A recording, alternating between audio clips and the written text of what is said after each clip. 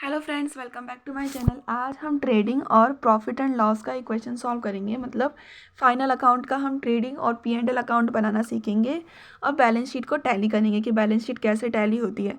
पूरा full flash question है, ये थोड़ा छोटा सा क्वेश्चन है, इसमें एडजस्टमेंट कम है। इसके बाद हम और भी एडजस्टमेंट के क्वेश्चन करेंगे। पहले हम थोड़े एडजस्टमेंट सॉल्व करने की कोशिश करते हैं, बाद में हम बड़े एडजस्टमेंट भी सॉल्व करेंगे।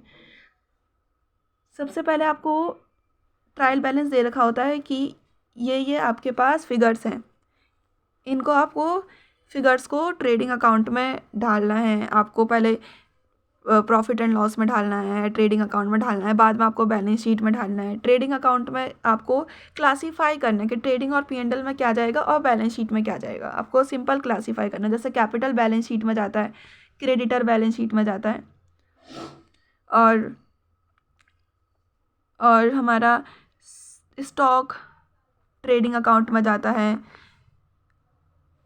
मशीनरी बैलेंस शीट में जाता है। ऐसे करके क्लासीफाई करना है। बिल पेबल बैलेंस शीट में जाता है, सेल्स आपका ट्रेडिंग अकाउंट में जाता है, और जितने भी मैन्युफैक्चरिंग यूनिट के खर्चे होते हैं वो हमारे ट्रेडिंग में जाता है, जैसे कि मैन्युफैक्चरिंग एक्सपेंसेस ट्रेडिंग अकाउंट में जाता है। और पावर फ्यूल, क्योंकि मैन्युफैक्चरिंग यूनिट में पावर फ्यूल का भी यूज़ होता है बहुत ज़्यादा, तो वो हमारा ट्रेडिंग अकाउंट में जाता है। कैरिज हमारा ट्रेडिंग अकाउंट में जाता है। क्लासीफाई करना है आपको सिंपल कि कहाँ कहाँ कौन कौन से ऐसे फिगर्स है जो ट्रेडिंग अकाउंट में जाता है, बैलेंस शीट में जाता है और पी&एल अकाउंट में जाता है।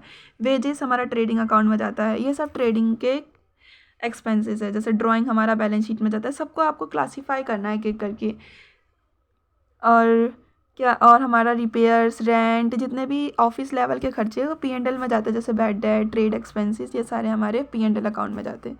तो ऐसे करके आपको पूरा एक बारी देख लेना है कि कौन से ट्रेडिंग में जाता है, कौन सा पी&एल में जाता है और कौन सा बैलेंस शीट में जाता है। फिर देन आपको सॉल्व करना है।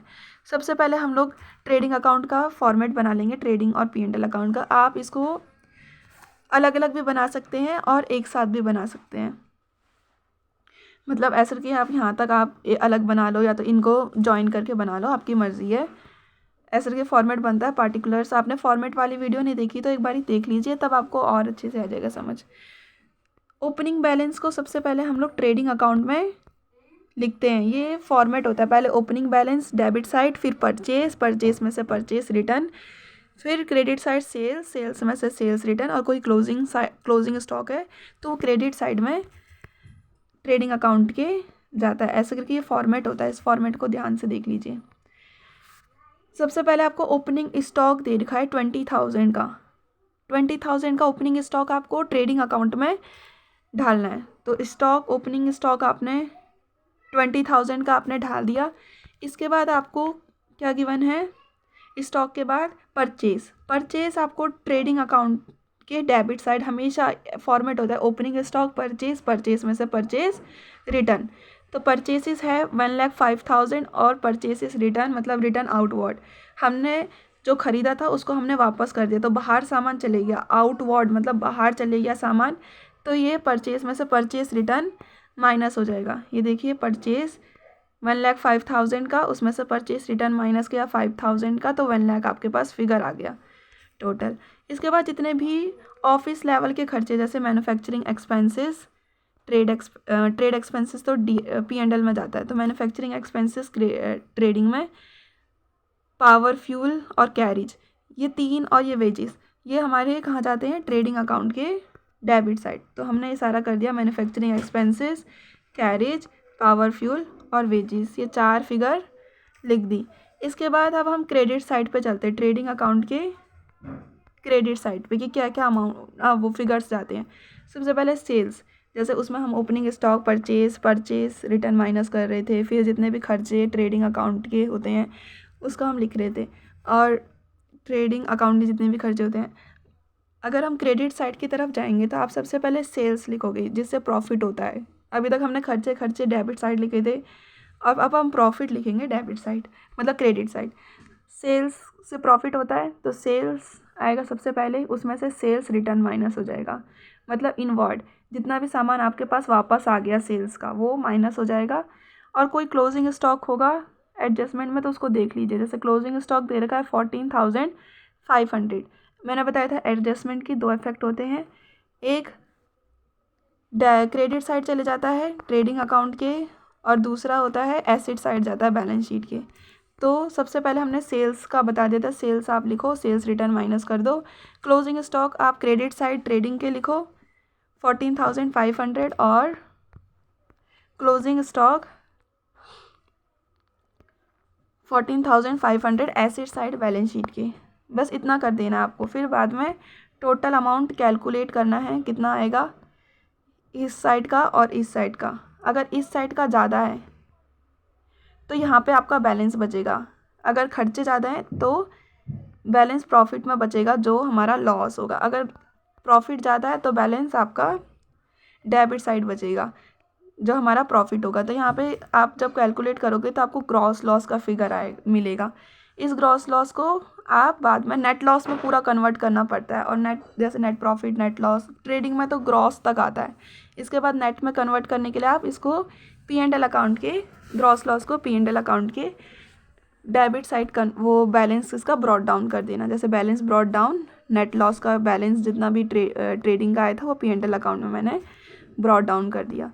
इसके बाद आप P&L अकाउंट के सारे खर्चे हमने डेबिट साइड करने हैं और सारे प्रॉफिट क्रेडिट साइड। जैसे खर्चे क्या क्या है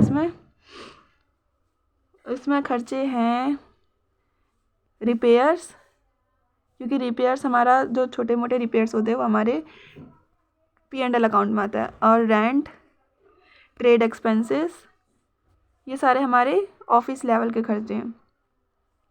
इसको हम लोग, और ये बैड डेट, इसको हम लोग क्या करते हैं P&L अकाउंट के डेबिट साइड करते हैं जितने भी खर्चे होते हैं। रिपेयर में देखिए कोई एडजस्टमेंट दिया है, रिपेयर 500 का है, टोटल रिपेयर 500 का है। इसमें 400 का ड्यू है, मतलब 400 अभी पे नहीं किया, या आउटस्टैंडिंग है। 500 का हमें पे कर दिया है और 500 का भी पे नहीं किया है, तो टोटल 900 का होगा।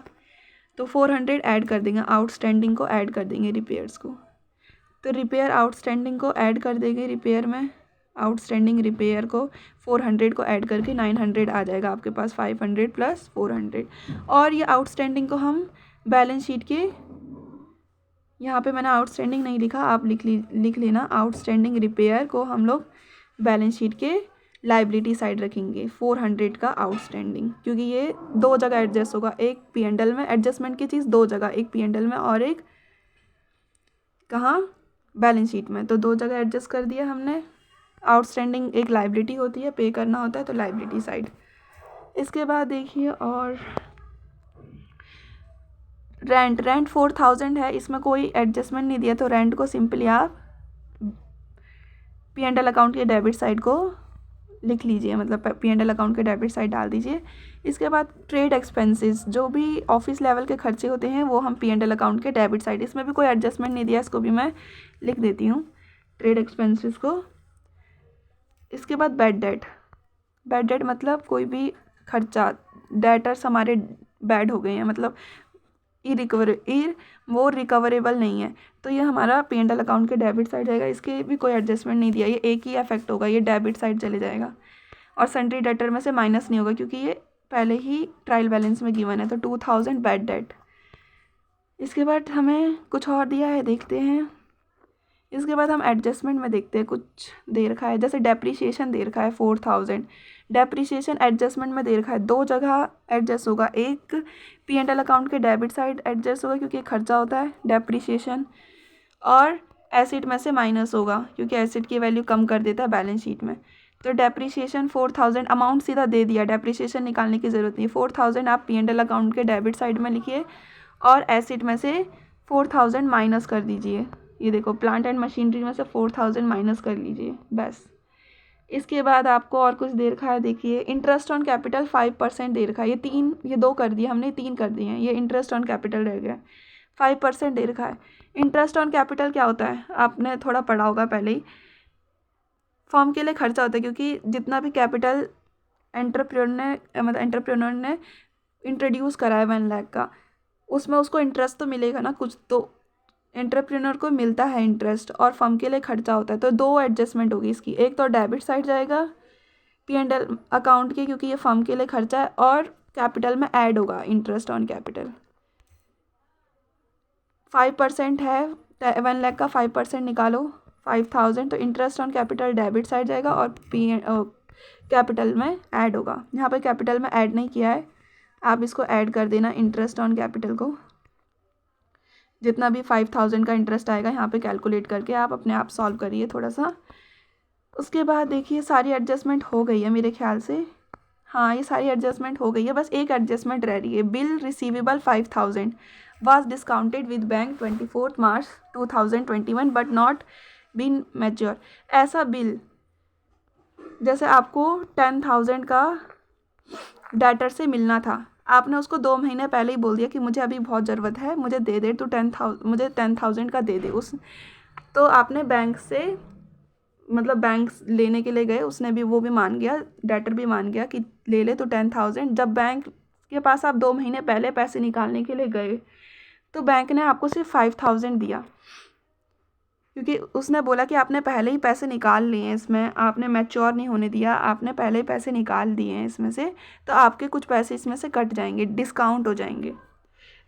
तो पहले पैसे मिलने की वजह से ये बिल डिस्काउंट हो गया, बैंक वालों ने कुछ पैसे मतलब अपने प्रॉफिट के लिए रख लिया और उसको सिर्फ 5,000 ही दिया, और 5,000 का क्या हो गया, बिल डिस्काउंट हो गया, लॉस हो गया ये बिल डिस्काउंट। और ये एक तरह की कंटीजेंट लाइबिलिटी होता है, क्योंकि हमें पता तो नहीं था कि कुछ ज़रूरत पड़ गई उसको, उसने डेटर से 2 महीने पहले ही मांग लिया, तो ये उसको पता नहीं था कि ये अराइज़ होगा, ये लॉस भी अराइज़ होने वाला है। तो इसको हम लोग बैलेंस शीट में भी नहीं दिखाते और P&L कहीं नहीं दिखाते इसको। ये कंटीजेंट लाइबिलिटी होता है, ये फ्यूचर इवेंट पे डिपेंडेड होता है, इसीलिए 5,000 हमारा कहीं नहीं आएगा। बस हमारी सारी एडजस्टमेंट कंप्लीट हो गई है। आप यहाँ पे इनको ऐड करिए। डेबिट साइड ज़्यादा है तो डेबिट साइड का बैलेंस इधर के साइड क्रेडिट साइड बचेगा जो ग्रॉस लॉस होगा, और बैलेंस शीट के अमाउंट को आप ऐड करके कैलकुलेट करिए सारा अमाउंट। जैसे बैंक रह गया था, बैंक को दोबारा से लिखिए, सन्ड्री डेटर्स रह गए थे उनको लिखिए, बस। और तो सारी एडजस्टमेंट मैंने आपको बता दी है। और कैपिटल में से ग्रॉस लॉस माइनस होगा, ड्राइंग माइनस होगा। अगर प्रॉफिट होता है तो कैपिटल में प्रॉफिट ऐड होता है, क्योंकि इससे कैपिटल बढ़ रही है। प्रॉफिट किसको मिलता है, एंटरप्रेन्योर को मिलता है, उसकी कैपिटल बढ़ रही है तो कैपिटल में ऐड होता है, बट ग्रॉस लॉस माइनस होगा क्योंकि लॉस हो रहा है।